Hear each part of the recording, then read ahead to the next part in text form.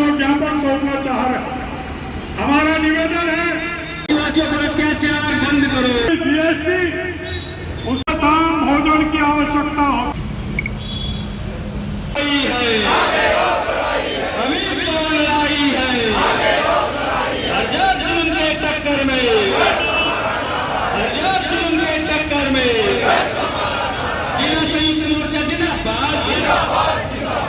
आज भारत मुक्ति मोर्चा के द्वारा संपूर्ण भारत में ईवीएम को हटाकर बैलेट पेपर से चुनाव होना चाहिए। इसके लिए पूरे भारत भर में आंदोलन किया जा रहा है और हम चुनाव आयोग से और प्रधानमंत्री से रिक्वेस्ट करते हैं कि हमारी बात को वहाँ तक सुना जाए और ये जनता की आवाज़ है और हमको सबको पता है कि ईवीएम से चुनाव की चोरी हो रही है और ये लगातार हमारे सामने दिख रहा है। तो इसलिए आज हम ये जो भारत मुक्ति मोर्चा के माध्यम से संपूर्ण भारत में बहुत बड़े पैमाने पर दिल्ली में भी हो रहा है और ये जो बैलेट पेपर से चुनाव करवाए और ईवीएम मशीन को हटाए और इसी के विरोध में हम ये आंदोलन करने जा रहे हैं ताकि जनता खुश नहीं है और हम भी खुश नहीं है, क्योंकि ये लगातार मशीनों में गड़बड़ी हो रही है कि भाई आज हम जिस हिसाब से वैज्ञानिक घर बैठे मतलब अंतरिक्ष में अंतरिक्ष को कंट्रोल कर सकती है,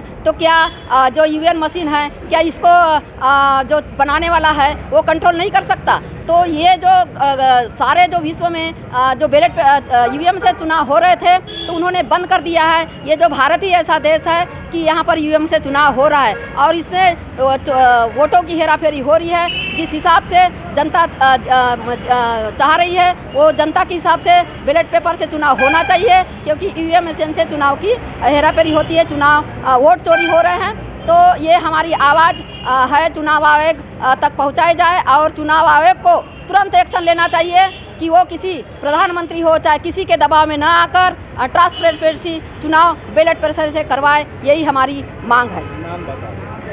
वंदना मेश्राम, भारत मुक्ति मोर्चा छत्तीसगढ़ जिला अध्यक्ष। का जो धरना प्रदर्शन है, जो चुनाव जो हो रहा है ईवीएम के माध्यम से हो रहा है और उसमें जो गड़बड़ी आ रही है, इसलिए ईवीएम के माध्यम से चुनाव ना हो, बैलेट पेपर के माध्यम से चुनाव कराने के लिए भारत मुक्ति मोर्चा के नेतृत्व में पूरे देश भर जो ये आंदोलन हो रहा है। राजनांदगांव में भारत मुक्ति मोर्चा के साथ छत्तीसगढ़ मुक्ति मोर्चा और अन्य सहयोगी संगठन मिलाकर आज हमने यह धरना प्रदर्शन किए हैं और कलेक्टर महोदय के माध्यम से हमने ज्ञापन दिया है महामहिम राष्ट्रपति के लिए।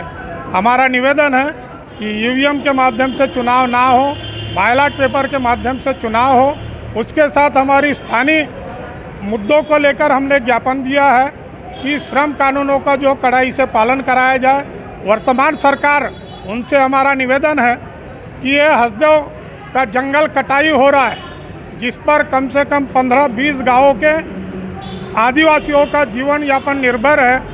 उनका जीवन यापन को बचाने के लिए अडानी के हितों के लिए हसदेव का जंगल कटाई हो रहा है, वो कटाई पर रोक लगनी चाहिए।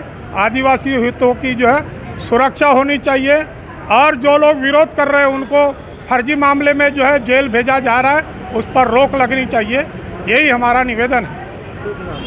मैं हूँ भीमराव बागड़े, अध्यक्ष छत्तीसगढ़ मुक्ति मोर्चा और राष्ट्रीय उपाध्यक्ष all India central council of trade union act 2।